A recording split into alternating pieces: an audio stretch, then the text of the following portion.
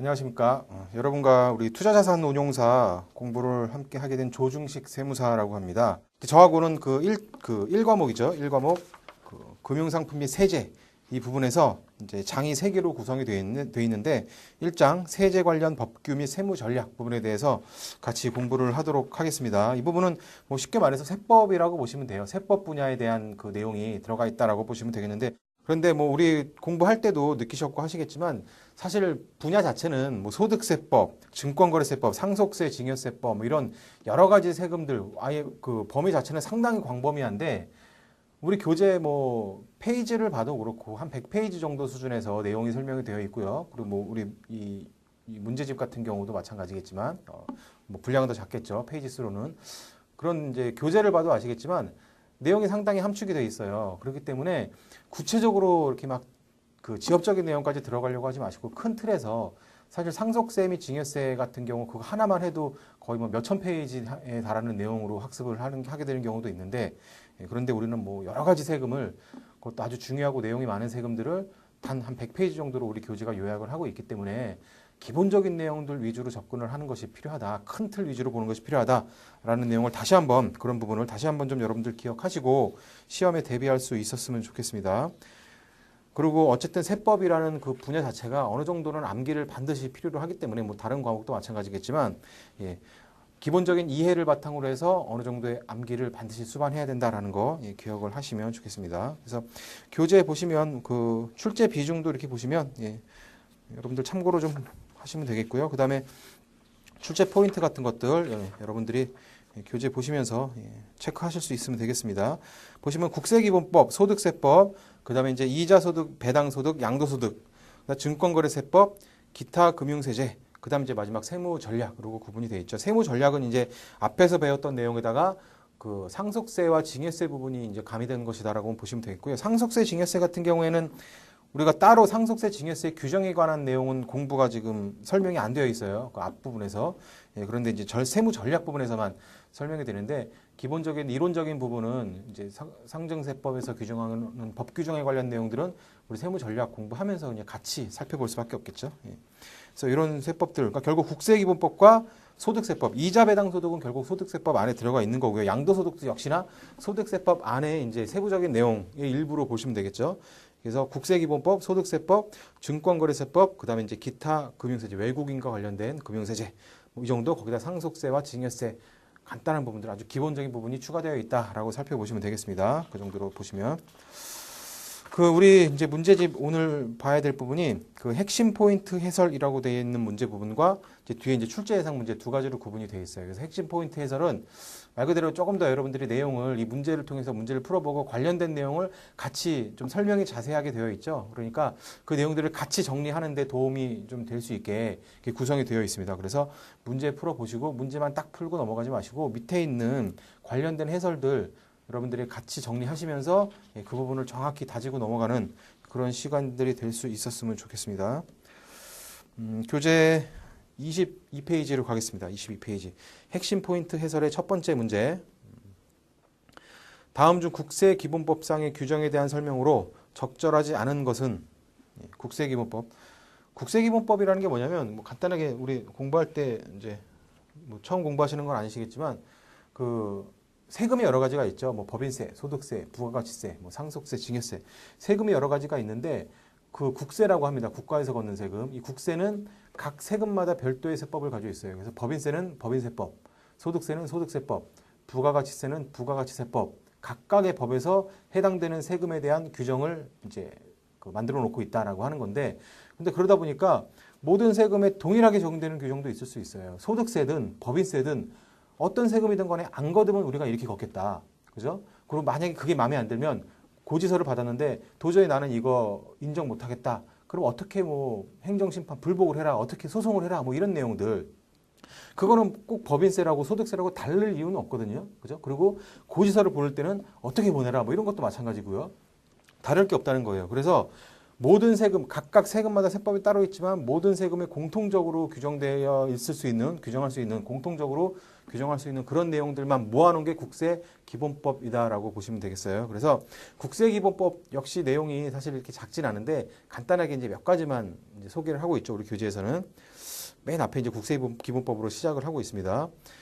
국세기본법의 규정에 대한 설명으로 적절하지 않은 것은 1번 우편으로 서류를 제출하는 경우에는 통신일 부인이 찍힌 날에 신고가 된 것으로 본다. 몇 월 며칠까지 신고해라. 5월 31일까지 소득세 신고를 해야 된다. 라고 법에 만들어져 있는데 반드시 우리가 이거 신고를 할 때 신고서 들고 세무서에 꼭 가야 되는 건 아니잖아요. 우편으로 보내도 상관없습니다. 요즘에는 전자신고라고 해서 인터넷에 입력하는 방식도 가능하고요. 어쨌든 근데 우편으로 만약에 신고를 하게 되면 5월 31일까지 신고를 하면 되는데 내가 요날 우체국 가서 요날 발송을 해요. 근데 세무서에 도착한 건 요날입니다. 도착한 날 기준으로는 이미 신고 기한이 넘어갔죠. 하지만 사실 이게 우리가 우편을 보내서 도착할 때까지 보통 뭐 한 하루 이틀, 많이 걸리면 한 이틀에서 3일 이 정도 걸릴 수 있다라고 예측은 할 수 있지만 알 수가 없잖아요. 정확히. 그래서 도대체 언제 보내야 5월 30일까지는 딱 들어가겠다. 물론 아주 여유 있게 보내면 되겠지만 그렇게 되면은 그냥 직접 가서 신고하는 사람에 비해서 기한이 그만큼 부족해지는 결과도 나타나고 기간이 짧아지는. 그래서 우리 세법에서는 도착할 때가 아니라 발송일을 기준으로 합니다. 발송주의라 그래요. 그래서 서류를 제출하는 것에 대해서는 발송을 하면 5월 30일 이전에 발송을 하면 5월 30일까지 신고가 된 걸로 봅니다. 결국 발송일이 신고일이 된다는 거예요. 신고일. 그래서 통신일 부인이라는 게 뭐예요? 우리가 우편물 보내면 도장 꽝 찍고 거기 날짜가 찍히죠? 예. 당연히 그 보낸 날 날짜가 찍히는 겁니다. 가서 우리가 간 날, 우체국에 간 날의 날짜가 딱 찍히는데 그게 통신일 부인입니다. 부인일.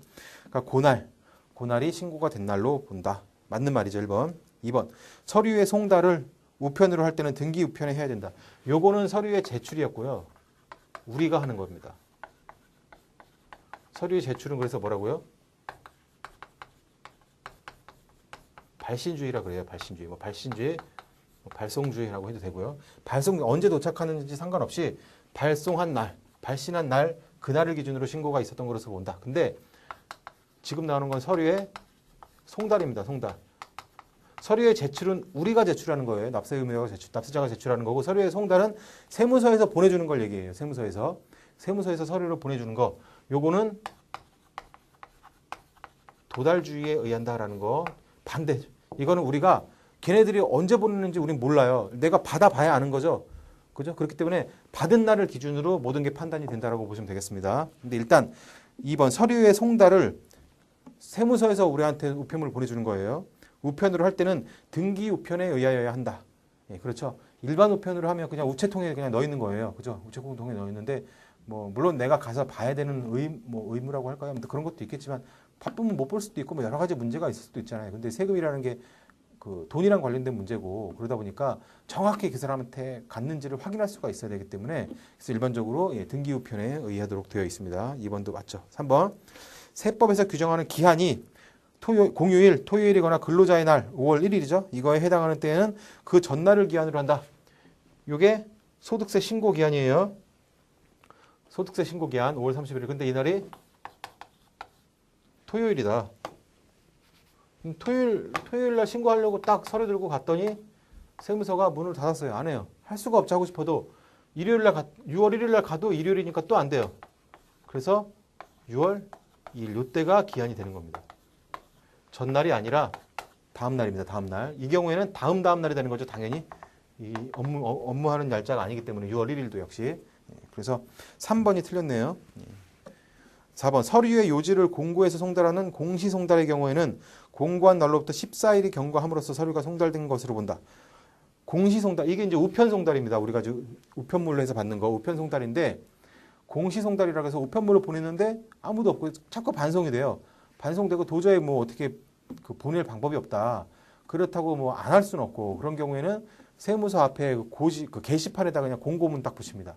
그걸 공시송달이라고 하고요. 붙여놓으면 14일이 경과함으로 인해서 그냥 송달이 딱 있었던 것으로 보게 된다라는 겁니다. 결국 이 우편 송달이랑 비교하면 공시 송달 같은 경우는 공고문 딱 붙여놓은 다음에 붙인 날로부터 14일이 딱 경과하면 그날 공고문을 마치 이제 우편물을 받은 것처럼 납세자가 그렇게 취급을 한다라고 보시면 되겠죠.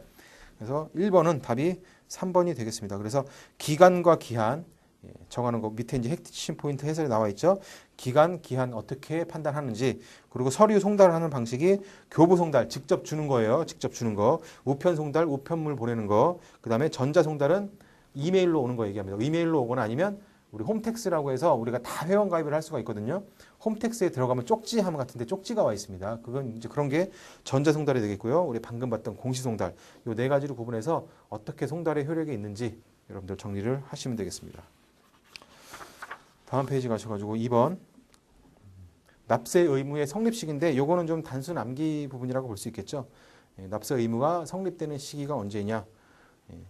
부가가치세 과세 기간이 끝나는 때 맞죠. 부가가치세뿐 아니라 기간을 두고서 과세하는 세금, 부가가치세, 법인세, 소득세 이런 세금들은 과세 기간이 끝나는 그 시점에 성립을 하고요. 인지세 이게 은근히 뭐 시험에 잘 나오는데 과세 문제에 인지를 처병, 인지 붙이는 때라는 얘기거든요. 처병한 때가 아니라 과세 문서를 작성하는 때입니다. 작성하는 때 기억하시고 증권거래세는 매매거래가 확정되는 때 맞고요. 종합부동산세 과세 기준일 6월 1일이에요. 법에 정하고 있습니다. 과세 기준일은 매년 바뀌는 게 아니라 그냥 매년 항상 매년 6월 1일이 과세 기준일이 됩니다. 그래서 성립 시기는 밑에 이제 우리 핵심 포인트 해설이 나오죠. 단순 암기긴 하지만 이것도 은근히 중요성을 갖기 때문에 뭐 여러분들 암기가 좀 필요할 것이라고 보여지고요. 그다음에 확정도 우리 이제 문제는 없지만 납세 의무는 성립, 확정, 소멸 이제 세 단계를 거쳐서 생겼다가 사라지는데 성립은 지금 봤죠. 그래서 성립 시기 기억하시고 추상적인 납세 의무다라고 합니다. 성립은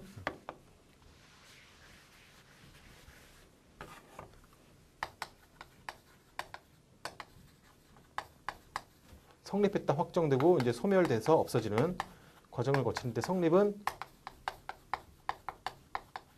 추상적 납세 의무다. 확정은 얼마인지 이제 구체적으로 비로소 알게 되는 구체적 납세 의무다. 이렇게 구분을 해요. 구분해서 얘기하고요.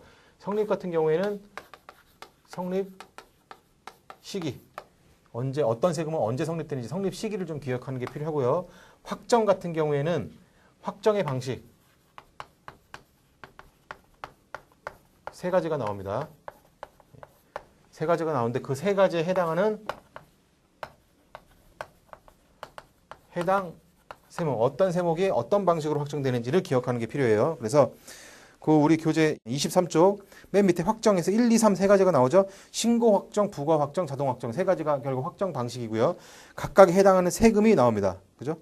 그래서 신고 확정 1번은 따로 기억하지 마시고 부과 확정을 기억합니다. 상속세, 증여세. 나머지 세금은 다 신고 확정이다. 그렇게 기억하면 되겠고요. 자동 확정은 조금 특이해서 그거와 별개 세금 네 가지가 나오는데 이것도 기억할 필요가 있겠습니다. 이렇게 정리하시면 되겠고요. 그 다음에 납세 의무 소멸과 관련된 문제가 3번에 나옵니다. 3번. 납세 의무의 소멸과 관련된 설명으로 적절하지 않은 것은 이제 성립되고 확정됐으니까 이제 결국 없어져야겠죠. 계속 내가 의무만 지고 살 수는 없으니까 없어져야 되는데 소멸에서는 5가지 소멸 사유가 나오거든요. 어떤 게 5가지 소멸 사유가 어떤 건지 반드시 기억하셔야 되고 그 중에서 제척기간이랑 소멸시효에 대해서는 조금 더 자세히 들어갈 필요가 있습니다. 그래서 일단 볼게요. 소멸사유. 확정된 납세 의무는 해당 세금을 납부하거나 환급할국세에 충당하는 경우는 물론 부과가 취소된 경우에도 소멸된다. 예, 다 나왔네요. 소멸사유 5가지 중에 3가지가 여기 다 나왔습니다. 소멸사유가 납부. 세금 내면 당연히 없어지죠. 내 의무는. 충당. 내가 예전에 많이 내서 돌려받을 세금이 있었는데 그거랑 그냥 한마디로 상계 처리하는 거죠. 그럼 당연히 납세 의무가 없어집니다. 그 다음에 부과가 됐었지만 그래서 납세 의무가 생겼었지만 취소돼 버리면 당연히 없어지겠죠. 예, 이렇게 3가지 1번 보기에 나왔고요. 그 다음에 제척기간, 소멸시효 2가지 합해서 총 5가지의 소멸 사유가 있다. 1번은 맞는 지문이고요. 2번 국세부과의 제척기간이 만료되면 국가가 국세를 더 이상 부과할 수 없으므로 납세 의무가 소멸된다. 맞죠? 제척기간의 만료입니다. 3번째, 국세 징수권은 국가가 징수권을 행사할 수 있는 날로부터 5년간 행사하지 않으면 소멸시효가 완성되고 이로 인해 납세 의무도 소멸된다. 맞죠? 제척기간이 만료되거나 소멸시효가 완성되면 납세 의무가 소멸된다. 그것까지 기억하시고 소멸시효 같은 경우는 일단 5년이 경과되면 소멸시효가 완성이 되고요. 그런데 항상 5년은 아니고 5억 이상인 경우에는 10년 이라는 소멸시효가 별도로 이제 다르게 적용이 되는데 일단은 그렇게 되면 3번은 약간 애매할 수도 있어요. 애매할 수도 있는데 일단 아주 틀린 말은 아니고 일단 4번 지문을 보겠습니다. 국세부과의 제척기간 또는 징수권의 소멸시효는 납세, 고지, 독촉 등의 사유를 통해 해당 기간이나 시효가 연장될 수 있다라고 그랬는데 이 소멸시효는 중단이 가능해요. 중단이란 말은 다시 말하면 다시 연장된다는 얘기랑 같은 말이라고 보시면 됩니다. 하지만 제척기간은 중단이라는 게 없습니다. 그렇기 때문에 4번이 정확하게 틀린 말이죠. 예.